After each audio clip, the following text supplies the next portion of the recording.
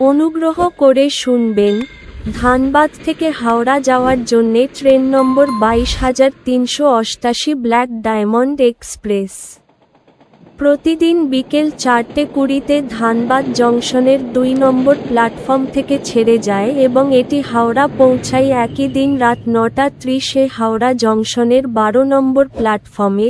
ট্রেনটির মোট যাত্রাপথ 271 কিলোমিটার, যা অতিক্রম করতে সময় লাগে 5 ঘন্টা 10 মিনিট।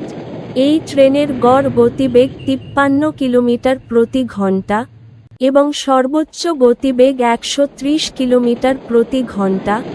এই ট্রেনটি যাত্রাপথে মোট 14টি স্টেশনে দাঁড়ায়। এই ট্রেনের সেকেন্ড সিটিং ভাড়া 140 টাকা, চেয়ার কার ভাড়া 480 টাকা। ভিডিওটি ভালো লাগলে লাইক করবেন এবং সঠিক তথ্যের জন্য চ্যানেলটিকে সাবস্ক্রাইব করবেন।